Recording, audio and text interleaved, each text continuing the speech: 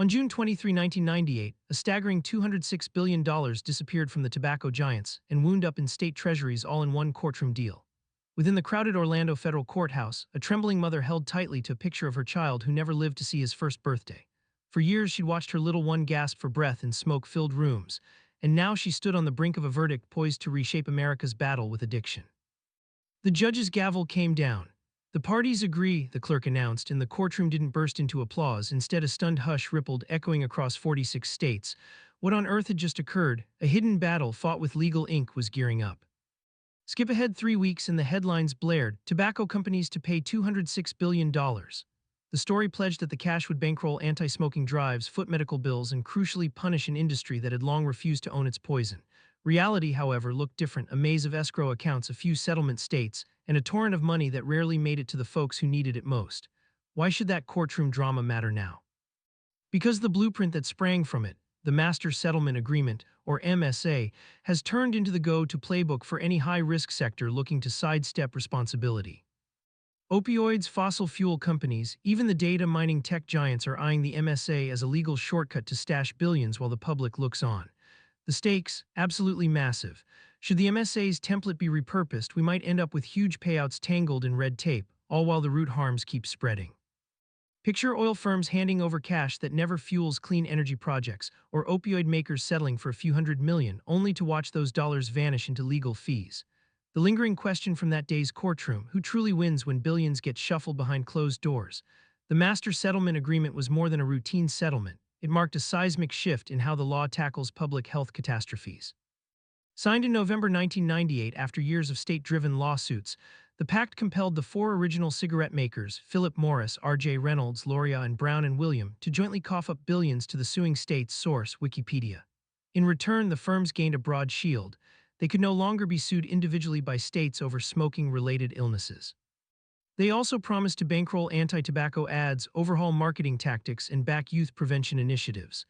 The pact birthed the settlement fund, a huge escrow set to drip payments over 25 years, but the devil hides in the details.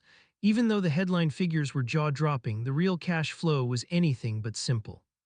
States could tap the fund only after satisfying strict public health benchmarks, standards that honestly were vague enough to let piles of money sit idle for years. Source: NAAG. At the same time, the tobacco firms held a tight leash on the settlement's governance, making sure any reallocation of cash needed their sign-off. That built-in lock-in is exactly the mechanism other sectors are now eyeing. Take the 2021 opioid settlement, for instance. It mirrors the MSA's escrow design, pledging billions to victims while letting manufacturers keep control over how those funds are dispersed. Source: Truth Initiative. Fossil fuel lawsuits are now drafting comparable clauses, hoping to lock in a financial safety net without actually cutting emissions. So what does all this mean for the everyday citizen? If the MSA's template gets copied, we may witness a cascade of legal wins that look great on paper but do little in reality. The money might be earmarked for public health initiatives, yet it could be siphoned into state budgets, legal fees, or even political campaigns, leaving the original victims still facing the same risks. The original deal also set a precedent for non-smoker states to hop onto the fund later, a loophole that let extra jurisdictions snag a slice of the pie without shouldering any litigation costs. Source: Philip Morris, USA. That loophole shows up in recent climate damage suits where states claim they deserve a cut of corporate settlements even though they weren't directly hurt. What's the takeaway? The MSA turned a courtroom showdown into a sprawling financial engine, one that could be repurposed to shield any industry from full accountability. The billions rerouted that day were intended as a weapon against tobacco's death toll. Instead, they morphed into a template for a subtler, bureaucratic war, where the real fight is over who controls the cash, not who bears the harm. As we peel back the layers of the Master Settlement Agreement, ask yourself, when a settlement looks like a victory, whose victory is it really? Let's rewind to the early 1990s, when 46 states finally hit on the same page after years of getting outmaneuvered in court. You see those lawsuits. All alone, they were going nowhere. Judges kept siding with the tobacco giants, and the legal bills were piling up like unpaid mortgages. So the states did what any smart team does: they huddled up, shared every scrap of evidence they had, and filed a single, coordinated mega lawsuit against the Big Four: Philip Morris, R.J. Reynolds, Lorillard, and Brown and Williamson. And in 1998, after a marathon mediation, those states walked away with a landmark deal that still funds public health programs today. Now, the fine print in that agreement: it's got three eyebrow-raising hooks. First off, a gag clause buried in there that locked away every internal document, meaning no one outside could ever see those smoking damage studies that might have sparked future lawsuits. Second, the MSA forced each company to park a chunk of its payments into escrow accounts, just in case one of them tanked. The cash would still be there.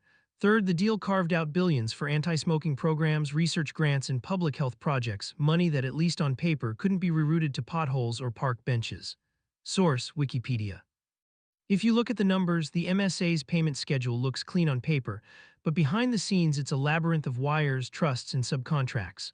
Over the first 10 years, the four signatories coughed up roughly $206 billion, spread over 25 years. Fast forward to today, and about $8.5 billion still lands in those escrow pots every year, trickling down to state-run anti-smoking campaigns and the Truth Initiative's youth prevention grants. The Truth Initiative says its Truth campaign has already touched over 100 million teens since the settlement, and youth smoking rates have been sliding ever since. Source: truthinitiative.org. So where exactly does that monthly check go once it hits a state's mailbox? Think of it as a three-way split. One-third lands straight in the state's tobacco control budget, another third goes into the statewide escrow fund, and the last third is earmarked for health projects that need the green light from the state's health department. In practice, plenty of states have used their slice to bankroll ad bans, school curricula, and quit smoking hotlines. When you tally up the escrow fund ledgers from 2022, around $1.3 billion had already been dropped into research grants to dig into smoking-related diseases. Source: nog.org. The bottom line, it's a scorecard with shades of gray. On one side, U.S. smoking rates slid from roughly 23% in 1999 to about 14% in 2021, something public health researchers mostly credit to the MSA-funded campaigns. The Truth Initiative's own numbers back that up, showing a 10-point drop among high schoolers between 1999 and 2018. On the flip side, critics say the confidentiality gag has kept independent researchers in the dark, and a surprising chunk of the earmarked cash has ended up funding projects that have nothing to do with health, diluting the whole effort. Source: philipmorrisusa.com. And here's the kicker, the MSA left a template that states have been trying to copy in other fights. Think sugary drinks, opioids, you name it. The playbook is simple: line up a united front, wave the threat of massive liability, and force big corporations to cough up health-focused concessions. Whether future deals can match the MSA's scale is anyone's guess, but the blueprint is there. Coordinated lawsuits, gag orders, locked escrow funds, and billions carved out for health. They sold the master settlement as a legal victory, but the real battle, the fight over who controls the cash and how it's spent, is still raging and steering American health policy. When the states finally got their act together, they turned a scattering of courtroom skirmishes into one thunderclap of pressure. Instead of each state filing its own suit, they pooled cash, shared evidence, and put up a united front that no single tobacco giant could brush aside. That coordinated push handed them bargaining power that dwarfed any lone lawyer effort. The mechanics behind that power play are surprisingly tidy. The settlement created escrow accounts where the industry drops billions every year, and a neutral third-party administrator, think of it as the bank of the deal, keeps the money moving, checks compliance, and hands out funds back to the states. Those escrow funds aren't a gift, they're a legal guarantee locked away until the companies meet their obligations. Source: nog.org. That template didn't stay locked in the tobacco world. Opioid plaintiffs lifted the same playbook. A coalition of state attorneys general filed a collective action, hammered out a settlement that also uses escrowed payments and a third-party overseer to enforce the terms. The structure mirrors the tobacco deal so closely that analysts dub it the MSA Light model. Source: Wikipedia.org. And the pattern is spilling into new arenas. Fossil fuel litigation is now echoing the same script. States band together, demand a massive escrow for future damages, and hand the bookkeeping to an independent administrator. Early filings against coal and oil companies use the same language: we'll hold the money until you prove you've cut emissions. Source: truthinitiative.org. What does that mean for the next wave of battles? Activists can copy-paste the template, swap tobacco for carbon, and instantly gain a legal scaffolding that forces big polluters to front-load cash.